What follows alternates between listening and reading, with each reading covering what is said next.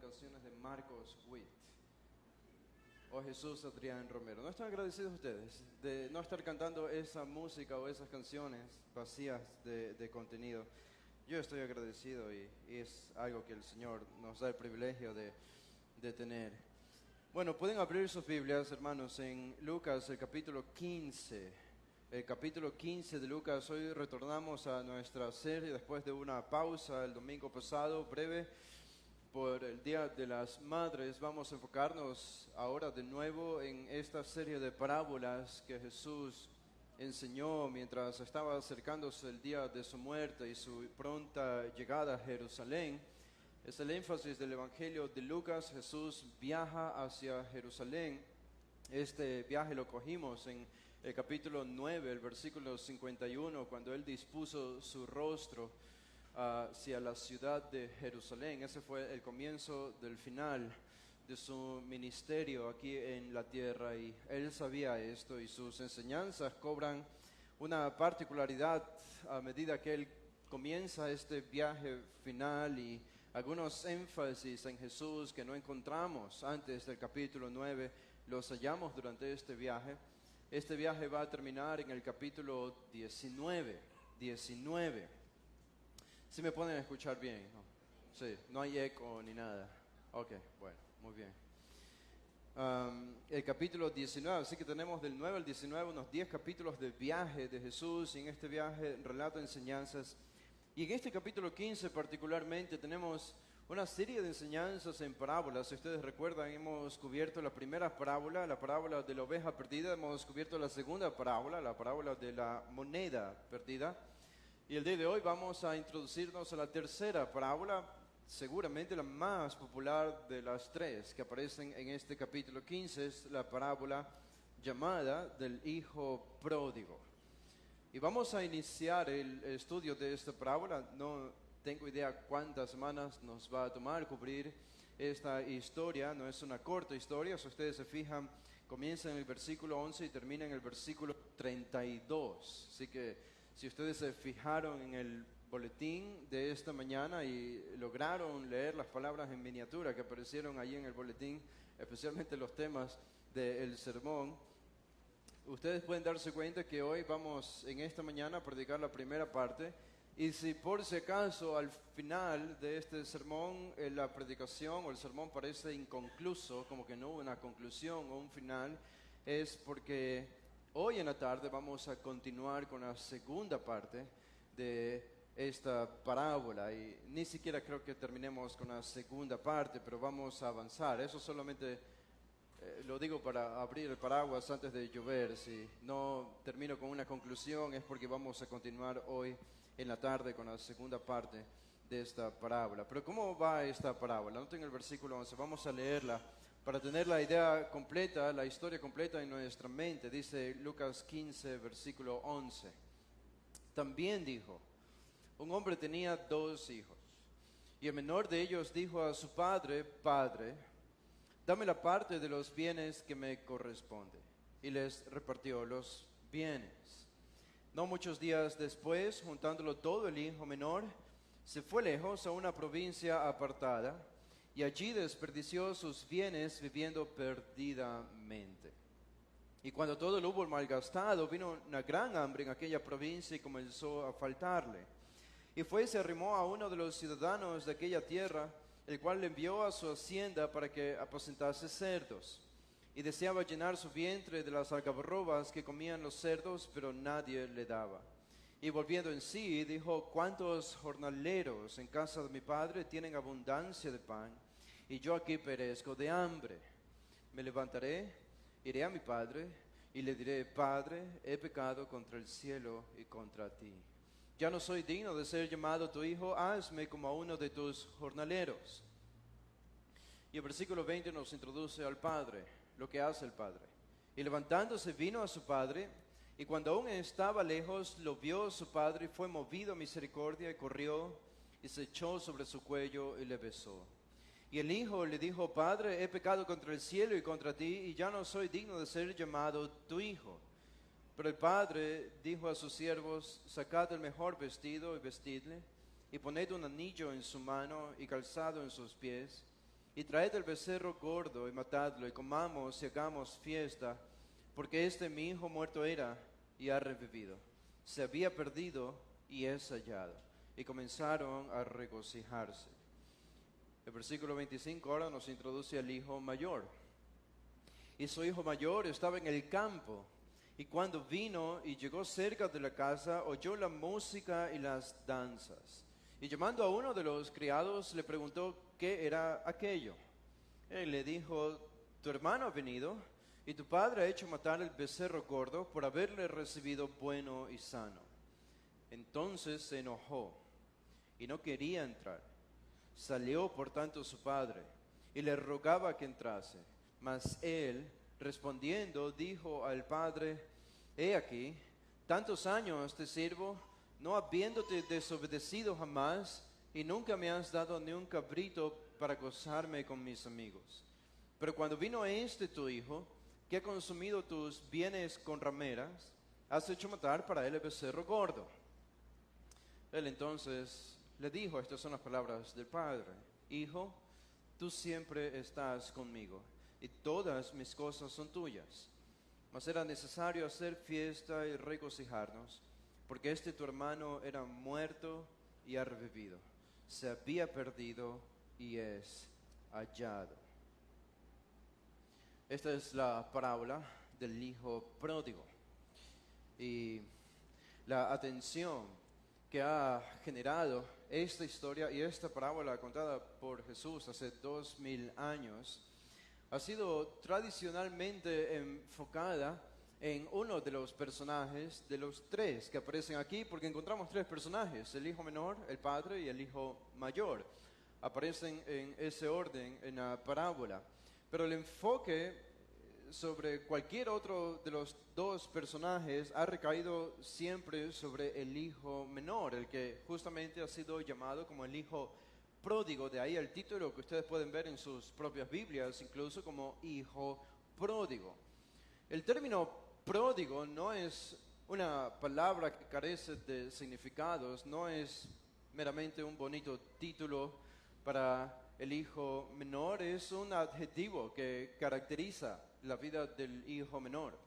Es un atributo, es una característica del hijo menor. El término pródigo viene de una palabra latina que significa prodigué.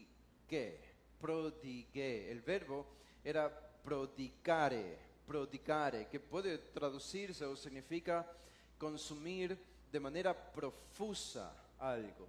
Consumir de manera profusa algo. Se usaba para describir a alguien que malgastaba sus recursos de manera profusa, o que incluso mostraba un desprecio por aquello que merece estima y tiene mucho valor.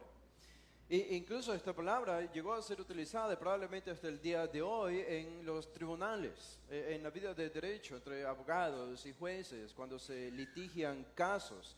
La palabra pródigo aparece allí y se utiliza como una referencia al individuo que despilfarra sus pertenencias o sus bienes sin ningún tipo de justificación, de manera que ejerce una herida casi incurable a toda la familia, provoca perjuicios serios a la familia, ese derroche profuso sin control. Es una imagen que hace referencia a una vida licenciosa. El juez puede declarar a una persona como pródigo: tú eres un pródigo, o de prodigalidad. Es un término en las leyes. Esto significa que él no está capacitado para manejar sus propios bienes y se le asigna un curador, una persona que se haga cargo del uso de sus bienes, porque él ha resultado ser extremadamente defectuoso en este asunto. Pero es interesante sobre esta parábola, porque el título, la parábola del hijo pródigo, nos hace pensar que el enfoque principal de esta parábola es el hijo menor. Y Incluso más, cuando pensamos cómo esta parábola ha impactado nuestra cultura y nuestra sociedad, ha trascendido la religión. Esta parábola ha trascendido el cristianismo o la Biblia o la literatura bíblica y ha llegado a todos los lugares casi en el mundo. Y esta parábola incluso ha llegado a utilizarse. Estaba leyendo de un hombre llamado Edwin Golf III allá en Norteamérica, y él hizo una colección de cuadros impresos del siglo XVIII, de los años 1700, y estos cuadros fueron pintados por inspiración de esta historia o de esta parábola del hijo pródigo. La influencia de esta parábola se puede medir en que ha añadido un nuevo significado, incluso extra, a la palabra pródigo. Porque la palabra pródigo ahora, si ustedes revisan algún diccionario moderno, ya no solo significa lo que les acabé de definir, que significa alguien que derrocha sin control sus pertenencias, sino que el día de hoy esta palabra significa también de alguien que regresa a su hogar arrepentido. Y esta era una definición que no existía en la palabra, sino hasta que llegó esta parábola enseñada y por la influencia del cristianismo llegó a acuñarse un nuevo significado debido a la influencia de esta historia que Jesús enseñó. Y lo vemos en cuadros, lo vemos en pinturas. Esta historia halló un lugar en los hogares de familias en Inglaterra de clase media. Durante el siglo XVIII, en los años 1700, las familias tenían colgados en sus casas cuadros de diferentes escenas de la historia de la parábola del hijo pródigo. El famoso Rembrandt, que vivió en el siglo XVII, en los 1600, hizo varias obras basadas en Lucas capítulo 15, y una de sus últimas pinturas, uno de sus últimos cuadros fue titulado El regreso del hijo pródigo. Y él pinta aquí una escena dramática del hijo arrodillándose delante del padre, y del padre estando parado frente al hijo, pero inclinado hacia él, extendiendo sus dos brazos y sus manos sobre los hombros de su hijo, dándole la bienvenida. Hay incluso una escultura en Pensilvania, allá en Estados Unidos, que representa la aceptación del padre y el encuentro del padre con el hijo. Aparece en obras teatrales del siglo XV y XVI, obras de teatro. Una película en 1955 hace referencia, está basada en la historia del hijo pródigo. Desde 1680 ha sido parte incluso de la música. Desde 1680, música se ha escrito, se ha compuesto en base a la historia del hijo pródigo. Incluso por bandas, esto les va a sorprender, pero por bandas de rock. Ahora, yo no entiendo cómo una banda de rock puede de alguna manera relacionarse a la historia del hijo pródigo, pero eso escuchamos incluso en el 2020, una banda de rock llamada Los Asesinos, con una música basada en la historia del hijo pródigo. Qué ironía. Ahora, sin querer despreciar esta historia y la gran influencia de esta parábola, vemos que no solo en lo secular, sino también en el contexto religioso, como les decía, el enfoque se ha centrado en el hijo menor, el hijo pródigo, como es llamado. Es uno de los principales personajes en esta historia, sin duda. Aparece junto al padre como el que más habla casi, y también del lado del hermano mayor. Después del padre perdonador, aparece también en figuras y retratos y pinturas, pero poco o nada, sin embargo, se ha dicho del hermano mayor en la tradición acerca de esta parábola. Y sin embargo, vemos que esta parábola, dependiendo de cómo la leamos, podríamos dividirla en 2 o 3 partes. Si la dividimos en 2 partes, podemos decir que la primera parte, desde el versículo 11 hasta el versículo 26, hasta el versículo 24, esta es la primera parte donde se enfoca en la parte del hijo menor. Y desde el versículo 25 hasta el versículo 32 en el hijo mayor. Así que el hijo mayor tiene dedicado desde el versículo 25 al 32, eso no es poca cosa, es un personaje importante, a pesar de que no se le ha dado la atención suficiente. Por eso el título de esta parábola, hijo pródigo, una referencia al hijo menor, no es el que hace más justicia a lo que Jesús quiere enseñar en esta historia y sería mejor, sería más consistente con la enseñanza de Jesús llamarla de una manera diferente. Y creo que más consistente es llamarle a esta historia como Jesús le llama, para ser consistentes. Y cuando nosotros revisamos las dos historias anteriores, noten cómo comienzan. En el versículo 4 dice: ¿qué hombre de vosotros, teniendo 100 ovejas, si pierde una de ellas? ¿Y cuál es el título de esta historia? La parábola de la oveja perdida. El hombre que perdió una oveja, la oveja perdida. Así que es consistente con lo que dice la parábola. Y de la misma manera, en el versículo 8 dice: ¿o qué mujer que tiene 10 dracmas si pierde una dracma? ¿Y cuál es el título de esta parábola? La parábola de la moneda perdida, porque hay una mujer que perdió una moneda. Y cuando llegamos a esta tercera parábola, creo que más consistente sería hacer justicia a lo que Jesús dice y la manera en la que Jesús introduce esta parábola. Y él dice en el versículo 11: un hombre tenía 2 hijos.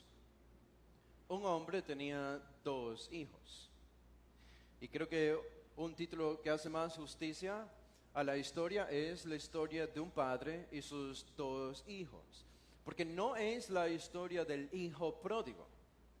No, porque no es el único personaje, es muy importante, pero no el único. Es una historia de un padre que tenía 2 hijos. Y si, aunque sea en el título, dejamos a un lado la historia del hijo mayor en esta parábola, entonces no vamos a ser capaces de entender lo que Jesús quiere comunicar aquí. Claramente está centrado en un elemento perdido. Pero vean el versículo, como ya vimos, el versículo 11, un hombre tenía 2 hijos. Y este debe ser el título, la historia de un padre y sus 2 hijos. Y me parece que esto hace más justicia al texto. Pero para no confundirnos, no queremos inventar la rueda este día domingo. No hay problema si continuamos haciendo referencia a esta parábola como la parábola del hijo pródigo. Es así mundialmente conocida, no solo en las iglesias, sino en el mundo entero. Así que no tengo problema con esa referencia tradicional, pero para que quede claro, la enseñanza es acerca de 2 hijos, no solo de uno, no solo del hijo pródigo. Ahora, ustedes recuerdan cuál es el énfasis de Jesús. Y si queremos entender esta parábola, tenemos que entender por qué Jesús la enseñó. Esta no es una bonita historia que debe causar nuestros sentimientos más profundos o solamente debe buscar derramar algunas lágrimas en nuestro rostro, porque es una historia conmovedora, claro que sí. Es una historia que tiene de todo un poco. Es una historia que tiene una dramatización extrema que va desde un extremo hacia el otro extremo, un hijo rebelde, un hijo licencioso, un hijo desobediente, un hijo que deshonra a sus padres, un hijo que viola todas las leyes que pueden haber pensando en la vida de un hijo judío en el tiempo de Jesús. Y es un hijo que podríamos decir desde el punto de vista del estándar del Antiguo Testamento, un tipo de hijo como este incluso podría haber recibido la pena de muerte. Según en la ley de Moisés en el Antiguo Testamento. Y vemos, sin embargo, el contraste en un padre amoroso, un padre compasivo que a vistas de las personas que oían esta historia, por lo que hace el padre con el hijo menor, con el hijo pródigo, a todas luces uno pensaría que este es un padre torpe, este es un padre tonto, es un padre laxo, es un padre indulgente, que rehúsa disciplinar a un hijo desobediente y solamente hace lo que el hijo le pide. Pero eso sería una tergiversación de lo que Jesús está representando aquí. Pero es el contraste, el Padre, y encontramos no solo la misericordia y el amor en el Padre, no solo el pecado desenfrenado en el Hijo pródigo, encontramos la religiosidad también en el hijo mayor. Encontramos el moralismo y la religiosidad, la religión de la ética en el hijo mayor. En esta historia lo encontramos todo y finales incluso inesperados. Pero aún así debemos entender por qué Jesús enseñó esta historia. Y ustedes conocen los versículos 1 al 3, que los hemos revisado en ocasiones pasadas. Esta es la razón por la que Jesús enseñó la parábola del hijo pródigo. Si nos salimos un poco de la gran influencia de esta parábola en el mundo entero y no queremos perdernos en el bosque mirando cada rama, cada hoja y cada árbol, sino que nos salimos por un momento del bosque, nos subimos a un helicóptero y vemos todo el bosque y hacemos una medición perfecta del bosque para entenderlo muy bien. Eso es lo que hacen los versículos 1 al 3. Los versículos 1 al 3 nos dicen por qué existe la parábola del hijo pródigo. La parábola quizá más famosa jamás contada en toda la historia desde el siglo I. Y esto es lo que dice el versículo 1. Se acercaban a Jesús todos los publicanos y pecadores para oírle. Publicanos y pecadores, estos eran los marginados, estos eran los odiados, estas eran las rameras, los adúlteros, los inmorales, los ladrones, los políticos, todo tipo de persona eran el excremento de la sociedad, así eran vistos. Y sin embargo ellos tenían una aceptación. Jesús los recibía porque venían confesando sus pecados, porque venían buscando la verdad. El contraste en el versículo 2 dice: los fariseos y los escribas, a los que hemos estudiado mucho, eran los religiosos de ese tiempo, dice, murmuraban. ¿Murmuraban de qué? Murmuraban al ver cómo Jesús recibía a este tipo de personas. ¿Y qué decían? Decían en el versículo 2, a los pecadores recibe y con ellos come. Este era un insulto para los fariseos, porque un rabino como Jesús no podía mezclarse con este tipo de gente. Jesús se habría contaminado de la impureza de este tipo de personas. Ellos no se acercaban a esta gente, ellos no recibían en sus sinagogas a este tipo de personas, no eran parte de la sociedad, no eran parte de las celebraciones de las que la sociedad festejaba, las reuniones religiosas que organizaban en ese tiempo los judíos. Y Jesús, sin embargo, se encuentra con ellos, conversando, recibiéndolos, incluso celebrando con ellos. Jesús bebiendo y comiendo con este tipo de personas. Y claro, los fariseos reaccionaron fuertemente. Y el versículo 3 nos dice por eso, entonces Él les refirió esta parábola. Y ustedes recuerdan la parábola de la oveja perdida. El pastor que estaba pastoreando 100 ovejas perdió una de las ovejas que se salió del redil. Esto no es nada sorprendente por la naturaleza de las ovejas y nadie sabía dónde estaba la oveja. Cuando el pastor se dio cuenta de esto, fue a buscar desesperadamente a esta oveja por todos los rincones que podía y caminando probablemente horas, cansado, buscando infatigablemente a su oveja perdida hasta que la encontró. Y cuando la encontró, en el versículo 5, la puso sobre sus hombros gozoso, brincando. Regresó a casa lleno de alegría por haber encontrado su oveja que se había perdido. Y no siendo suficiente esto, él organizó una fiesta con sus amigos y con sus vecinos, con la única motivación de que todos se alegren de haber encontrado la oveja que se había perdido. Y Jesús añade esta conclusión en el versículo 7. Os digo que así habrá más gozo en el cielo por un pecador que se arrepiente que por 99 justos que no necesitan arrepentimiento. Y la segunda parábola es muy similar, la parábola de la moneda perdida. Una mujer que tenía 10 dracmas perdió una dracma que se habría caído en el piso dentro de su casa. Entonces encendió la lámpara, barrió la casa y buscó con diligencia hasta encontrarla. Nada más importaba a esta mujer que encontrar su moneda perdida, algo aparentemente poco valioso, poco digno, pero esta mujer no descansó hasta encontrar su moneda. Y el mismo resultado, cuando la encontró en el versículo 9, organizó una fiesta. Una fiesta, reunió a sus amigas y vecinas diciendo: gozaos conmigo, porque he encontrado la dracma que había perdido. Y otra vez Jesús añade en el versículo 10: así os digo que hay gozo delante de los ángeles de Dios por un pecador que se arrepiente. Esta tercera parábola, de la misma manera, tiene la misma característica de las dos anteriores. Pero hay diferencias, naturalmente hay diferencias. Sabemos, como decíamos, que hay tres personajes en esta historia, por lo que nos dice el versículo 11. Y es aquí donde nosotros debemos evitar una tentación. Debemos evitar una tentación. Y la tentación es que se cuenta la historia, lo voy a decir en modo de historia, de un maestro de escuela dominical que no se dio cuenta cómo la parábola del fariseo y el publicano, ¿se acuerdan esta parábola? El fariseo y el publicano, los dos oran al Señor en un monte, cuenta Jesús. Pero el maestro de escuela dominical no se dio cuenta cómo esta parábola se aplicaba a él mismo. Así que él comenzó a enseñar y a representar y a explicar esta historia a los niños de la clase. Y él leyó como el fariseo estaba orando consigo mismo. Dice Jesús: te doy gracias, Señor, porque no soy como esta gente, ladrones, malhechores, adúlteros o aún como este publicano.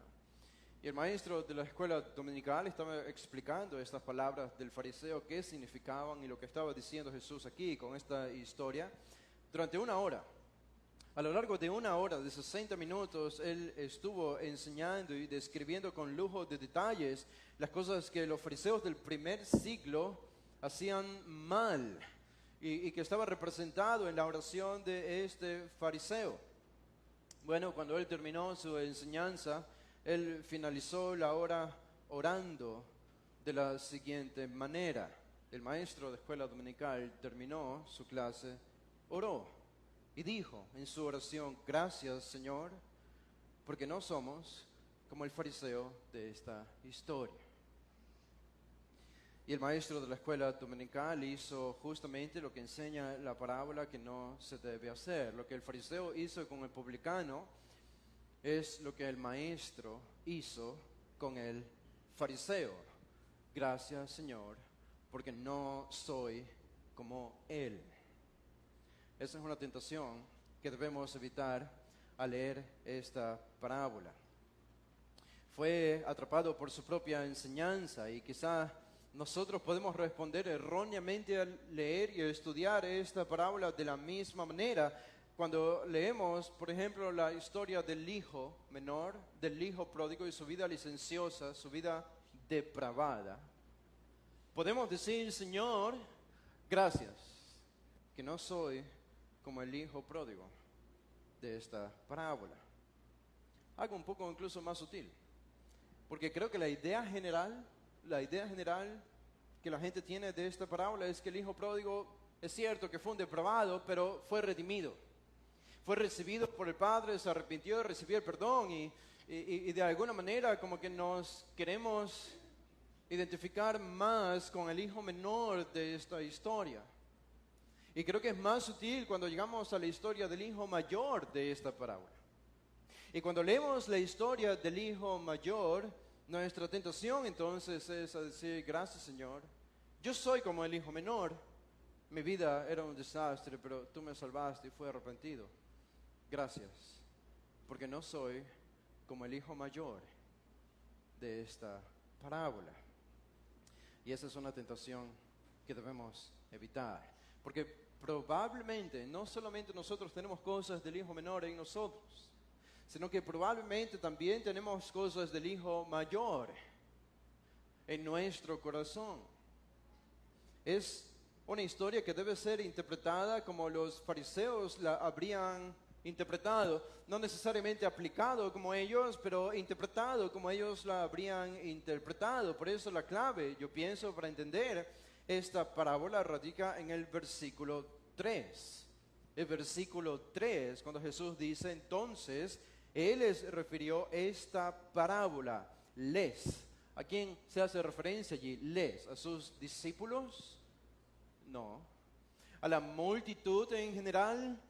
No, aunque todos habrían oído esto, pero específicamente Jesús enseñó esta parábola a los fariseos y los escribas.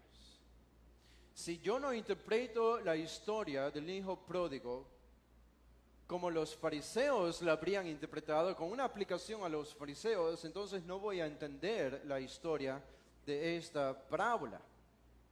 Lo común es pensar que esta parábola es para confrontar a pecadores, como el hijo menor en su estado de perdición.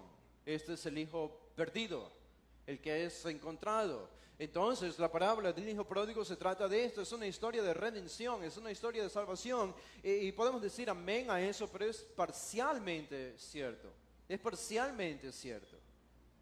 No es esa la enseñanza principal de esta parábola, no es una historia que solamente debemos utilizar para confrontar a los pecadores que viven como el hijo pródigo. Estaríamos perdiendo de vista la enseñanza primordial. O a veces vemos y entendemos esta parábola desde la perspectiva del Padre perdonador. El Padre perdonador. Y yo recuerdo una vez que estaba enseñando esta parábola en un hogar y no sé si fue un error mío o una mala interpretación o probablemente las dos cosas al enseñarla, pero cuando estábamos haciendo un devocional sobre la parábola del hijo pródigo pude ver la reacción de algunos padres que estaban en ese hogar y una madre incluso derramó lágrimas de los ojos. Y ese motivo, y esto es bueno y yo no sé lo que había en su corazón, pero tengo la sospecha de que por la manera a veces en la que podemos leer, interpretar o incluso enseñar la parábola del hijo pródigo, erróneamente provoca una serie de emociones en una persona y un padre naturalmente, una madre naturalmente que tiene un hijo muy desobediente puede verse tentada a identificarse con el padre de esta historia. Y pensar como el padre hizo con su hijo desobediente cuando se arrepintió, así yo debo hacer con mi hijo cuando se arrepiente. Y esta es la enseñanza, esta es la lección, o esta es la moraleja para mí sobre esta parábola. Y tenemos que decir, no, esa es una mala interpretación de la parábola. Podría ser una implicación, sí, pero no es la enseñanza esencial de Jesús aquí. Y creo que el error nuestro radica en que nos hacemos la pregunta, que siempre queremos identificarnos con alguien en esta parábola. ¿Somos como el hijo pródigo? ¿O somos como el padre perdonador? ¿O somos como el hijo mayor de esta parábola? Y no creo que eso debe ser el enfoque, si queremos entenderla. Si somos como el hijo promiscuo, el hijo pródigo, el padre perdonador o el hijo legalista, no es el asunto aquí para nosotros. En otras palabras, la pregunta más importante no es ¿qué me dice esta parábola a mí? Esa no es la pregunta importante. Y si ustedes se fijan, no es la manera en la que nosotros predicamos en esta iglesia. Cuando predicamos un texto no estamos pensando primero, ¿qué significa este texto para mí? Esa pregunta no es importante. E incluso es una pregunta que puede llevarnos a cometer errores cuando leemos la Biblia o interpretamos la Biblia. No es importante qué me dice esta parábola a mí, sino qué dice esta parábola simplemente. ¿Qué dice esta parábola? Y más importante, considerando el contexto, ¿qué dice esta parábola a los fariseos y los escribas del tiempo de Jesús? Porque Jesús lo enseñó para este grupo particular de personas. Así que de los tantos errores que debemos evitar en esta parábola es el error del moralismo. Debemos evitar moralizar esta historia.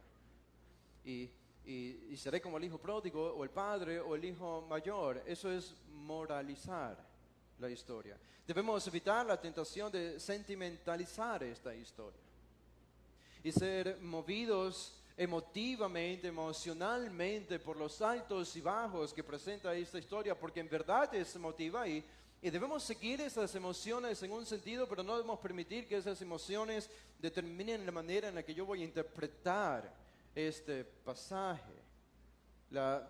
Cuando pensamos en la predicación de la palabra de Dios, ustedes han fijado, no damos consejos prácticos. No damos consejos prácticos. Si ustedes han estado con nosotros por un largo tiempo, probablemente se han dado cuenta de esto. No nos escuchan tanto decir desde aquí al frente, hagan esto, hagan lo otro. No es nuestro enfoque. Este es un enfoque moral.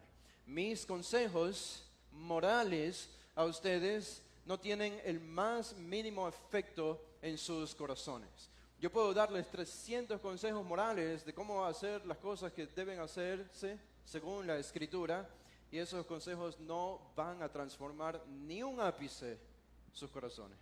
No los van a santificar para nada. Eso no cambia el corazón. Consejos morales, aunque estén revestidos de información bíblica, no transforman el corazón. Así que debemos ir más allá. Por eso debemos evitar la tentación en esta parábola de moralizarla.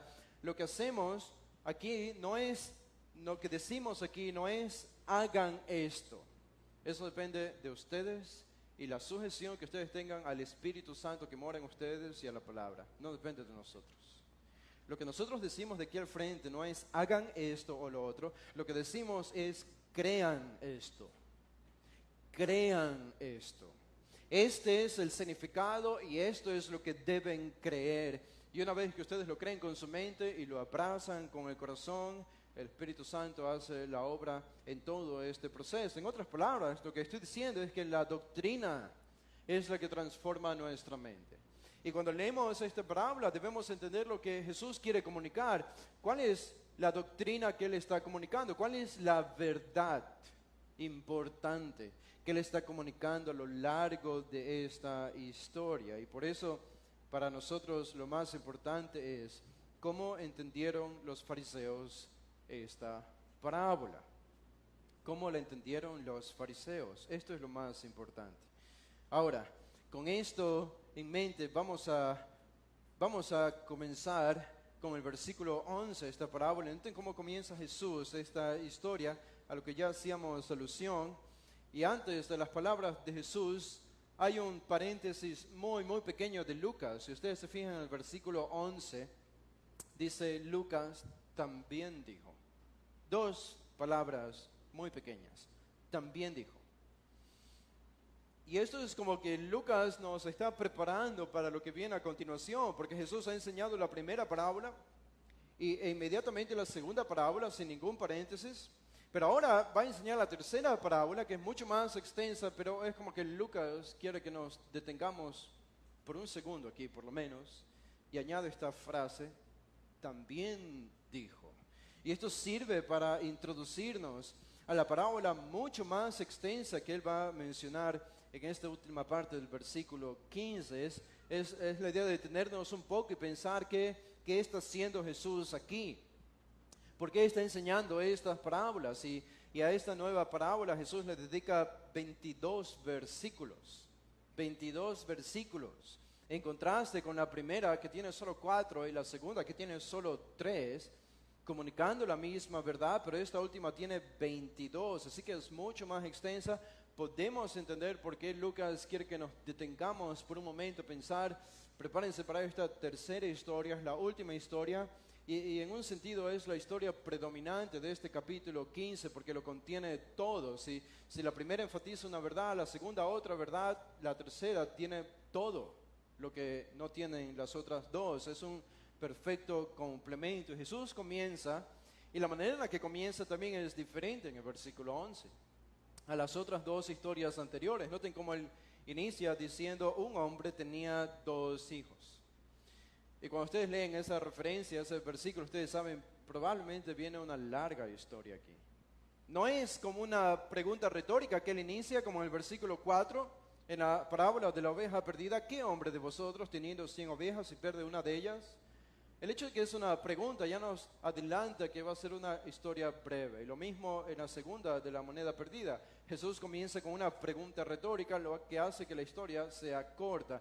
Pero la tercera es diferente. Jesús comienza diciendo, un hombre tenía 2 hijos.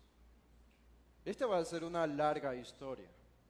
Una larga historia. Y la trama va a ser desarrollada por las acciones de los verbos que primero van a ser ejecutados por el hijo menor, todos los verbos casi, desde el versículo 12 hasta que el hombre llega a su padre, hasta el versículo 20, le pertenecen al hijo menor. Él es el que realiza todas las acciones y de él salen todas las palabras. Así que esta primera parte de la historia en la que nosotros nos vamos a enfocar es, primero, la historia del hijo pródigo. La historia del hijo menor. Y después vamos a hablar del padre y del hijo mayor. Ahora, este padre tenía 2 hijos.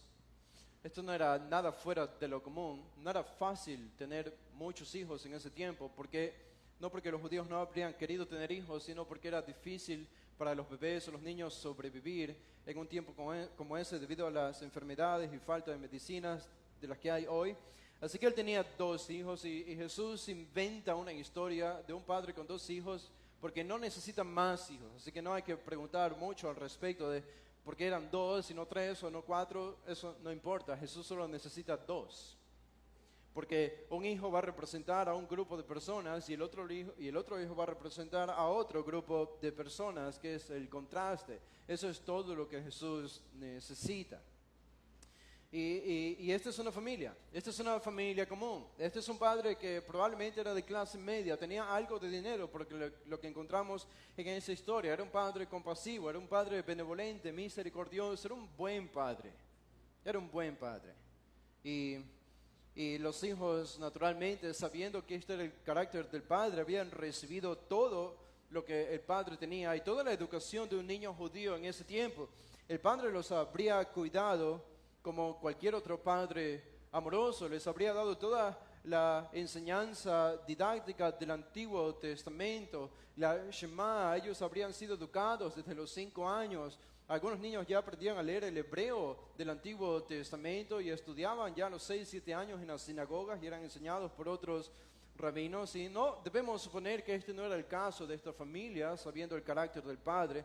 Así que aquí tenemos 2 hijos que han recibido todo lo que necesitan, toda la instrucción divina, toda la instrucción en el temor del Señor, todo el conocimiento bíblico que necesitaban lo tenían porque su padre tenía un carácter piadoso y seguramente lo habían recibido. Estos no son hijos paganos, esta es una familia judía. Es una familia judía y es una familia criada en el seno de la ley del Antiguo Testamento.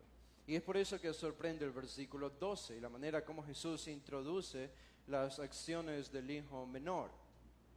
Y cuando lean estas palabras del versículo 12, 13, 14 y todo lo que se dice acerca del hijo menor, piensen quiénes eran los oidores primordiales, la audiencia primordial de esta historia. Eran los fariseos. Los fariseos estaban escuchando. Y noten lo que dice Jesús en el versículo 12. Y el menor de ellos dijo a su padre, probablemente 17 años, 18 años, no sabemos, pero la suficiente edad para hacer todo lo que hizo, irse a una tierra lejana y vivir solo por un tiempo. ¿Qué le dijo el menor a su padre? Le dice, Padre, versículo 12, dame la parte de los bienes que me corresponde. Dame la parte de los bienes que me corresponde. Esta fue la petición del hijo menor a su padre. A simple vista, esto parece ser meramente una petición sin mucha importancia del hijo menor a su padre. Simplemente está pidiendo su herencia. A no ser porque nosotros sabemos, según la ley, según el Antiguo Testamento, que los padres repartían su herencia a sus hijos solamente justo antes de morir. Y la herencia era repartida después de que el hijo moría. Cuando un padre moría, su hogar y propiedad personal era transferida rápidamente y fácilmente a sus herederos, que eran sus hijos. El hijo mayor llevaba la doble porción, el primogénito llevaba la doble porción de esta heredad y los demás se la repartían entre un igual. Era la práctica de todo el Oriente Medio, todos los hijos recibían la misma parte excepto el hijo mayor. Esto se encuentra en Deuteronomio 21.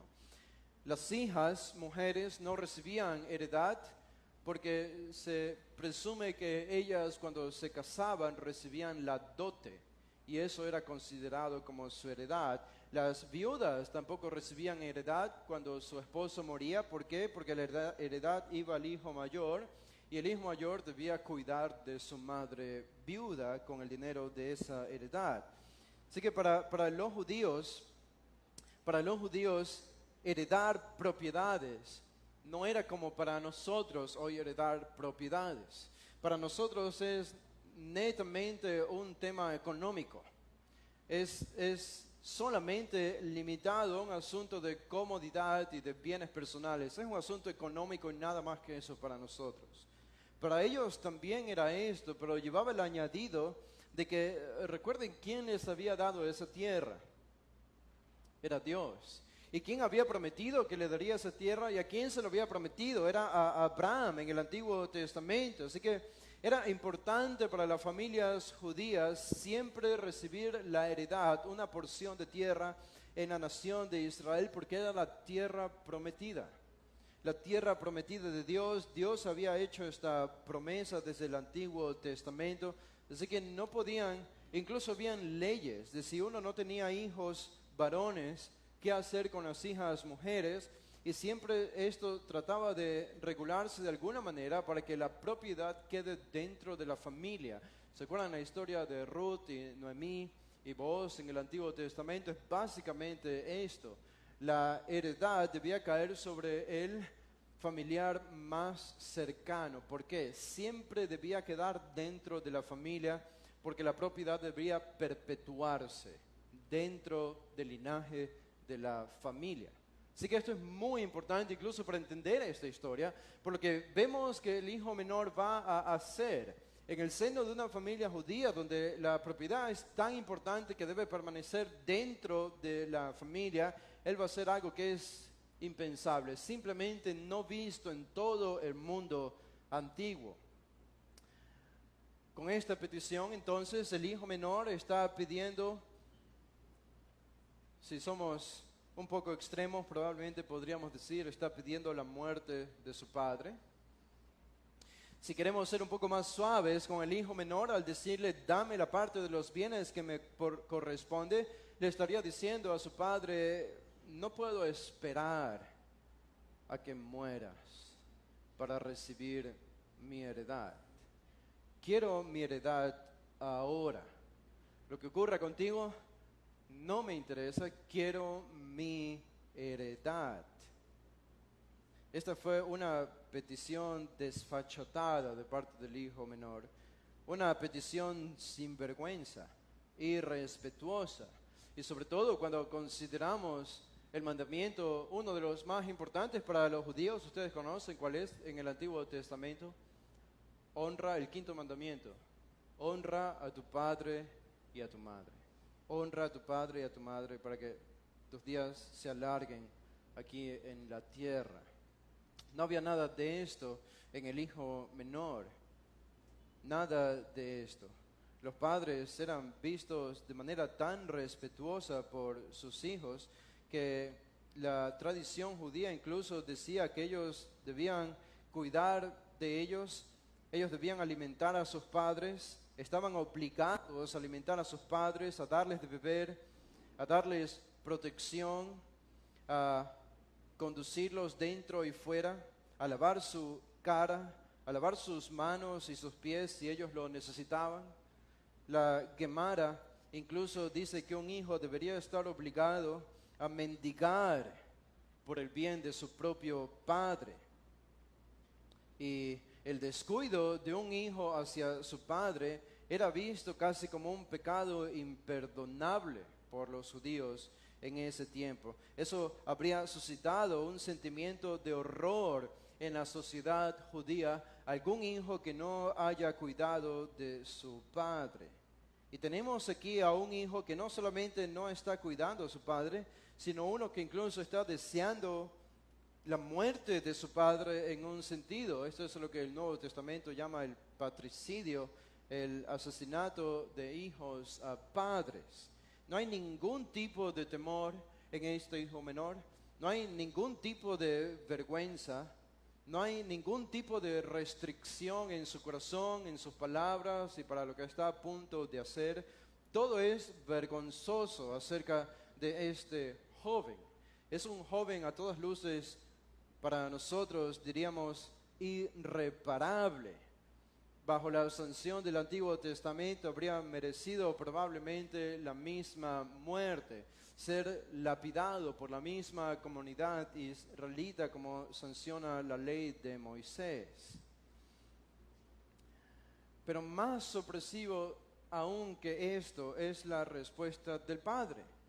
Porque uno diría, especialmente en ese contexto, en esa sociedad en la que el Padre gozaba de tanta autoridad y a que se le debía tanto respeto a los padres, que un muchacho malcriado se acerque al Padre con una petición como esta, cualquier judío en la sociedad de Jesús habría reaccionado de la misma manera. Claro que la respuesta del Padre debe ser por lo menos una fuerte reprimenda al hijo, y lo que muchos verían como algo justo es incluso desheredarlo de lo que le tocaría como posesión en el futuro y dársela todo a alguno de sus otros hermanos por esta desfachatez, por este atrevimiento, desalojarlo. Incluso hay un documento judío que aparece entre el Antiguo y el Nuevo Testamento donde se dice justamente esto, y se advierte a los padres de no dar su heredad a los hijos antes de morir, porque dice el rabino que podían arrepentirse de eso y entonces habría complicado mucho las cosas. Y el consejo del rabino es: siempre reparte tu heredad cuando ya estés a punto de morir, no antes. Ese era el consejo, esa era la lección. Pero noten la sorpresa del Padre aquí en el versículo 2 al final. Y así nomás dice la última frase: y les repartió los bienes. Y les repartió los bienes. Que el Padre haya accedido así nomás a repartir la herencia indica que el Padre era diferente a los padres comunes de esa época. Hay algo diferente en este Padre. Los fariseos que estaban escuchando esta historia habrían dicho: este padre es un tonto. Este padre es, como decía hace un momento, es un laxo, es un indulgente con su hijo. En lugar de disciplinarlo, en lugar de poner una restricción y un freno fuerte a su hijo, una fuerte disciplina, él accede a esta ridícula petición y desvergonzada petición de su hijo. Simplemente les repartió los bienes. Ahora, esa es la razón por la que debemos tener cuidado con las parábolas, porque no todos los detalles de las parábolas deben ser aplicados a nosotros. Si uno erróneamente aplica esta parábola y este versículo 12, uno llegaría a la conclusión errónea de que todo lo que el hijo le pide al padre, el padre se lo debe dar. Y esa no es la lección de esta parábola, ni es la intención de Jesús. Pero Jesús tiene una intención con este padre, y eso es lo que debemos entender. Por alguna razón, en el corazón de este padre benevolente, decidió acceder a la petición de su hijo menor. No porque estaba obligado. Algunos comentaristas piensan que el padre estaba obligado a repartir su herencia si el hijo se lo pedía incluso antes de que él muera, pero eso no es cierto. Eso no es cierto. Él no estaba obligado bajo ninguna ley. Que el padre haya decidido acceder a repartir sus bienes solo habla de que este fue una decisión libre de su voluntad. Él tomó esta decisión libremente por alguna razón, porque esto es lo que va a dar pie para el desarrollo de la historia que vamos a leer a continuación. El Padre misericordioso, benevolente y paciente, entonces decide acceder a la petición de su Hijo. Y nosotros sabemos a quién va a simbolizar el Padre en esta historia. Nosotros entendemos, y Jesús, yo no creo que eligió la palabra pater, padre, de manera casual en esta historia. Era una referencia no tanto común, pero de Israel hacia Dios, nuestro Padre. Dios es nuestro Padre. Y el Padre queda reflejado en esta historia por el Padre que encontramos aquí. Refleja a Dios. ¿Y acaso no podemos ver un atisbo, por lo menos, aunque sea algo lejano, de la persona de Dios y su carácter que a nuestra vista parece extremadamente paciente? Paciente seguro con nosotros. Cuando vemos la vida de otros hermanos u otras personas que viven en el mundo y están metidos en pecados, la paciencia de Dios parece un insulto para nosotros. La paciencia de Dios parece una indulgencia para nosotros. Y pensamos es una equivocación, porque la justicia debería llegar sobre este pecador. ¿Cuántos en el Antiguo Testamento, algunos salmistas se quejaron, el mismo Jeremías se quejaron contra Dios al ver la prosperidad de los malos?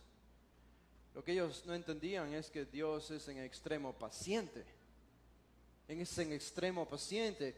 Y hay algo de eso que podemos ver en la actitud de este padre. Es la única manera en la que podemos explicar por qué el padre accedió a darle la propiedad a su hijo menor. Porque es un hombre paciente. Y dice el versículo 13, no muchos días después, esto es en otras palabras, después de muy poco tiempo.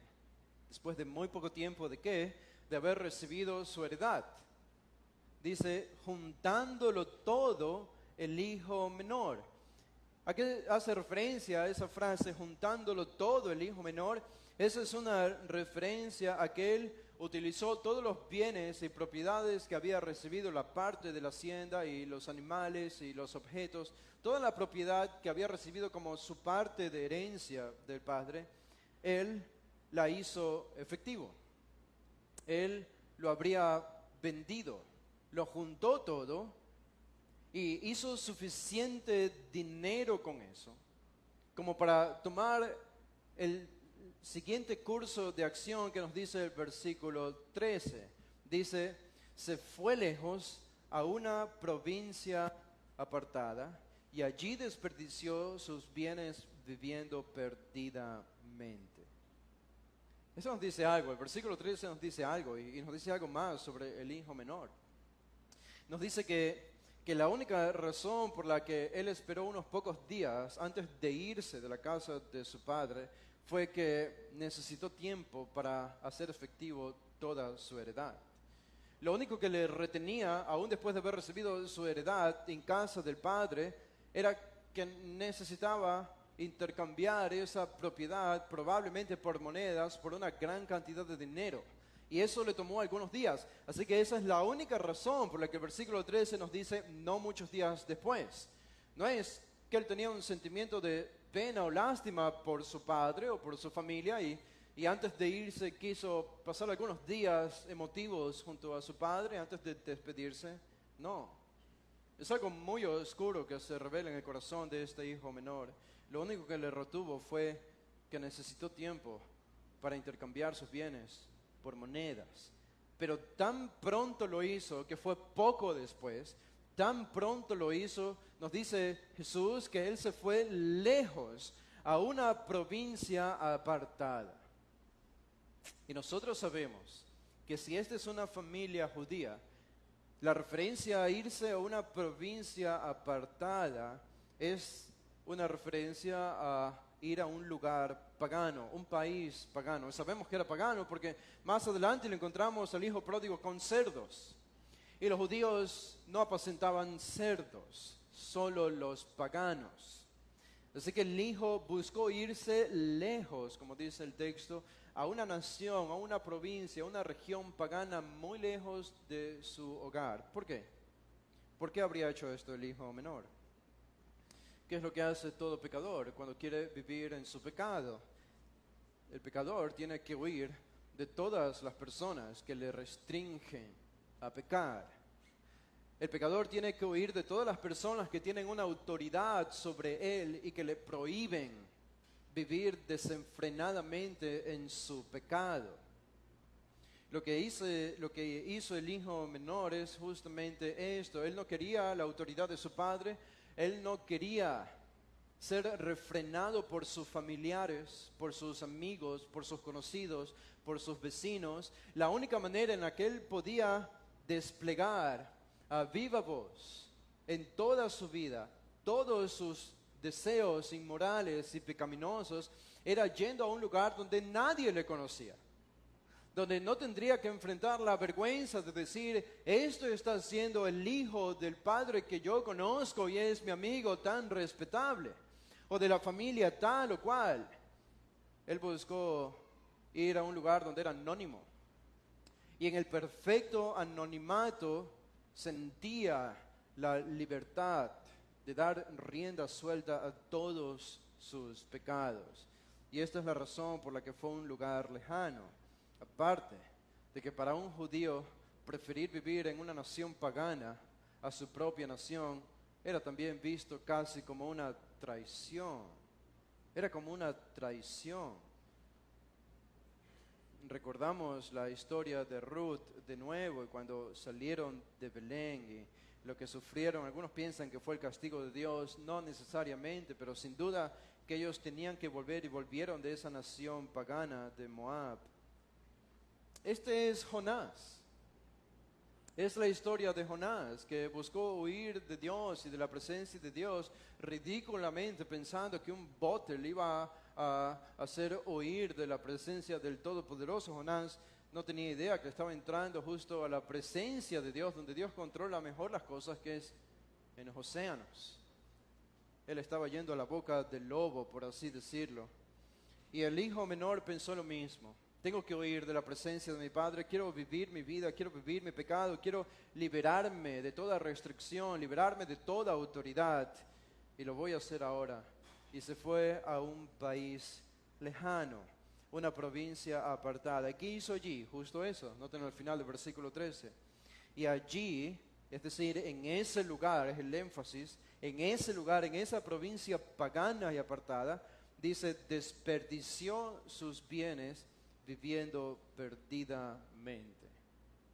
Desperdició sus bienes. Esta es la razón por la que se le llama pródigo.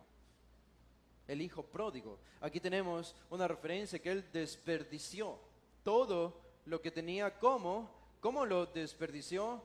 Primero, ¿dónde lo desperdició? En esta región pagana. Y segundo, ¿cómo lo desperdició? Viviendo perdidamente. Es una referencia a la oveja perdida, es una referencia a la moneda perdida, pero ahora es personificado esto en el hijo, en la vida de una persona. Ya no es una oveja que no puede articular palabras o reaccionar.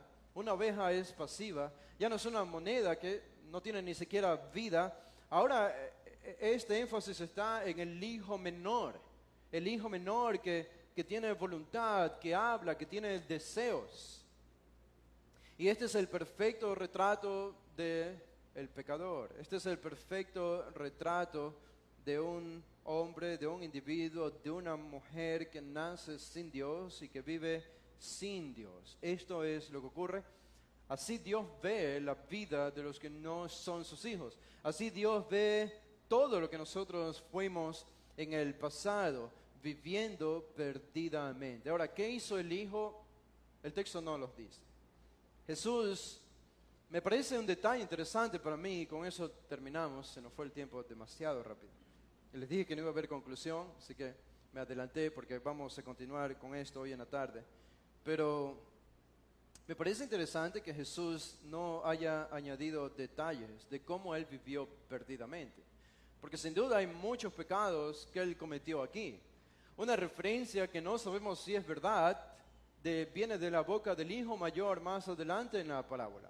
Y el hijo mayor le dice a su padre: Padre, tú has beneficiado a mi hermano menor con todo esto, a pesar de que él ha vivido o gastó tus bienes con rameras, dice.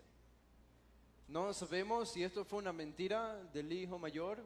¿Cómo habría él sabido que esto es lo que hizo su hermano menor? ¿O si era verdad? Pero el asunto es que Jesús no se detiene en los detalles a categorizar cada uno de los pecados del hijo menor en esta parábola. Y creo que hay algo de piedad aquí de parte de Jesús. Jesús no quería, me parece a mí, glorificar el pecado. Jesús no quería dar ideas nuevas a sus oyentes de cómo pecar. ¿Notan? No es tan mal a veces utilizar generalizaciones para no dar detalles innecesarios de los pecados, que solamente escucharlos o traerlos a los oídos causaría una reacción fuerte, lastimarían la conciencia de muchas personas. Yo recuerdo cuando uno de los ancianos una vez nos contó a algunos que servíamos en esa iglesia acerca de otra persona que había cometido un serio pecado y nos dijo, no puedo decirles qué pecado es y no se los voy a decir porque esto puede lastimar sus conciencias. No les voy a decir esto para proteger sus conciencias. Hay un sentido de que nosotros debemos mantener nuestras conciencias puras, de que debemos mantener nuestras conciencias cultas. Y a veces es mejor no escuchar descripciones de pecados, porque pueden causar un problema en nuestro corazón a la larga. Y pienso que me parece interesante que Jesús no haya relatado los pecados del hijo menor. Eso habría hecho más vergonzosa su condición, que es lo que Jesús quiere hacer y lo que busca hacer con esta historia, según los fariseos estaban escuchando, pero él lo resume todo diciendo, viviendo perdidamente. En un sentido, él vivió la vida de Salomón, cuando Salomón dice, no negué nada que mis ojos y mi corazón hayan deseado. Esta fue la vida. Si tú unes la oportunidad para el pecado con la capacidad para pecar y el tiempo para pecar, este es el resultado. Este es el resultado. La oportunidad estaba allí, él estaba solo, la capacidad estaba allí porque tenía mucho dinero y el tiempo para pecar estaba allí porque no tenía nada que hacer, ya lo tenía todo con su dinero. Estas tres cosas son la fórmula perfecta para una vida destructiva o autodestructiva. Cuando uno quiere buscar evitar el pecado, tiene que evitar el tiempo. Hay que quitarle tiempo al pecado. Hay que quitarle la capacidad y hay que quitarle la oportunidad. Y sin esto no hay pecado. Pero el hijo pródigo está haciendo todo lo opuesto. El versículo 14 nos va a introducir a la triste historia porque su situación se degrada aún más. Y solo déjenme leer esto y con eso terminamos. Dice, y cuando todo lo hubo malgastado, vino una gran hambre en aquella provincia y comenzó a faltarle. Lo que no sabía el hijo pródigo es que él no estaba al control de la situación, sino que en el versículo 14, por decirlo así, se introduce un nuevo personaje. No estoy inventando esto, es lo que Lucas parece mismo comunicar por las palabras que utiliza en la gramática. Introduce casi como personificando un nuevo personaje y ese nuevo personaje es la hambruna. La hambruna que no es otra cosa que la providencia. La providencia. La providencia va a llegar a la vida del hijo menor después de que él lo malgastó todo y después de que satisfizo todos sus pecados y todos sus deseos. Ahora es el turno ya no del corazón, de la voluntad. Esto es todo lo que tú y yo podemos hacer. Lo mejor que tú y yo podemos hacer en la vida es la descripción del hijo pródigo desde el versículo 12 hasta el versículo 13. Eso somos tú y yo, es lo mejor que podemos hacer sin Cristo. Es vivir una vida pródiga, una vida de autoderroche, una vida llena de pecado. No hay más para nosotros hasta que llegue el versículo 14, hasta que llega la providencia. Y va a llegar la providencia a la vida de este hijo, en este caso en una forma de hambruna. Y el hambre y la necesidad se van a unir para provocar algo en el corazón de este joven. Pero eso vamos a dejarlo para esta tarde, que vamos a seguir estudiando esta parábola. Vamos a hacer una oración para despedirnos. Padre, te damos gracias, Señor, en esta mañana por tu palabra, por esta maravillosa historia que Jesús enseñó, y queremos ser fieles al interpretarla y queremos ser fieles, Señor, a entender su mensaje central y que impacte nuestro corazón. Utiliza, Señor, tu palabra, rogamos, y es casi imposible para nosotros evitar entender la historia de la redención que de alguna manera es contada por Jesús en esta historia del Padre con sus dos hijos, y el inicio de nuestra historia, de nuestra propia redención o conversión cuando vivíamos como el hijo pródigo. Esta es la historia de Dios con dos tipos de pecadores. Y la pregunta es solamente que nosotros pertenecemos o a un grupo o al otro grupo. Es tu historia, Señor, tu historia con dos tipos de pecadores. Pero qué maravillosa respuesta, qué maravillosa redención y qué escalofriante advertencia encontramos en esta misma historia para los religiosos, esperanza para los pecadores que reconocen su pecado y advertencia para los religiosos que no reconocen su pecado. Líbranos de este mal, líbranos de la religiosidad de nuestro corazón, de la autocomplacencia, del legalismo, líbranos del moralismo, líbranos, Señor, de algún momento pensar que tú puedes bendecirnos por algún mérito que nosotros hacemos.